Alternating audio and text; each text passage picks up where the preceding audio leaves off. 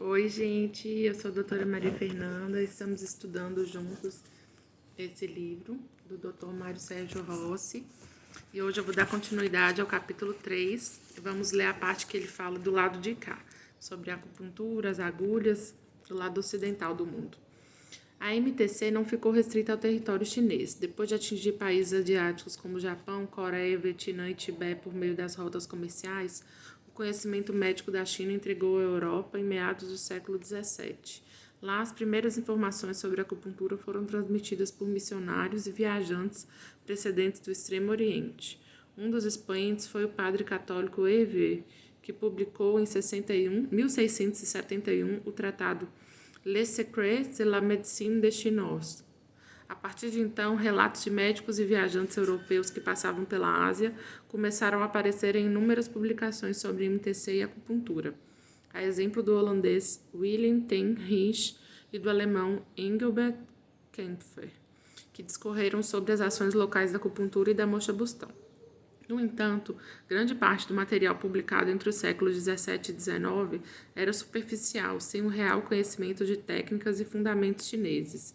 Resultado, a acupuntura deixou de ser interessante aos olhos do Ocidente e caiu no ostracismo. Porém, no século XX, o francês Georges Soulier de Morin resgatou a acupuntura e impulsionou a prática no Ocidente. Fluente em chinês e cônsul em Xangai, Morin teve primeiro contato com a técnica durante uma epidemia de cólera. Ele ficou impressionado com a boa recuperação de pacientes tratados em associação com acupuntura, hidratação e medicamentos alopáticos, em comparação com aqueles que recebiam somente hidratação e medicamentos. Depois de aprofundar os estudos em acupuntura na China, Morin voltou a Paris para propagar a arte milenar no Ocidente. Ele traduziu os tratados médicos chineses de difícil compreensão até mesmo para os médicos oficiais encarregados de decifrar a MTC e publicou uma série de livros e trabalhos sobre a acupuntura chinesa, entre elas um estudo sobre o diagnóstico pelo exame do pulso e o compêndio da verdadeira acupuntura chinesa. A França constitui o maior polo de acupuntura da Europa, disseminando o conhecimento para os demais países e incentivando o surgimento da sociedade de acupuntura. Em 79, a especialidade passou a ser ensinada nas universidades, sendo pioneiras as de Bordeaux, Lille e Marselha. Em paralelo, pesquisas científicas começaram a embasar sua prática em diferentes países europeus e também nos asiáticos.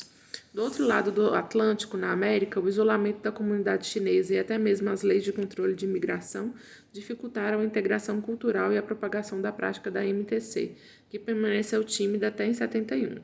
Neste ano, o jornalista norte-americano James Heston, que acompanhava a comitiva do presidente Richard Nixon em visita diplomática à China, passou por uma apendicectomia de emergência e recebeu a acupuntura como tratamento da dor pós-operatória, o que surpreendeu o paciente e médicos da comitiva. Heston relatou o episódio em uma reportagem ao New York Times, despertando o interesse de médicos e pesquisadores em todo o país. A partir dali, inúmeras linhas de pesquisas foram iniciadas para analisar os mecanismos de ação e efeitos da acupuntura. Esses fatos diluíram a desconfiança ocidental e aumentaram a credibilidade da terapia chinesa, cuja prática foi estendida para países como Cuba, México, Colômbia, Argentina e Brasil.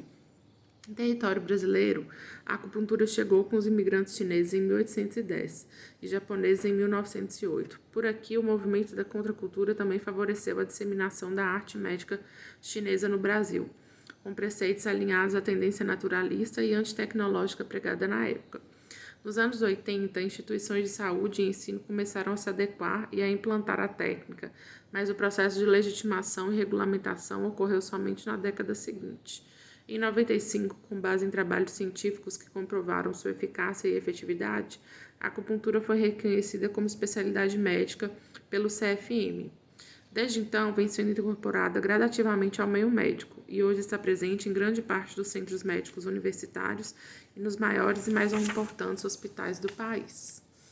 Por hoje é só. Na próxima parte, a gente vai falar sobre métodos e evidências, que é uma parte mais detalhada exatamente para médicos acupunturistas.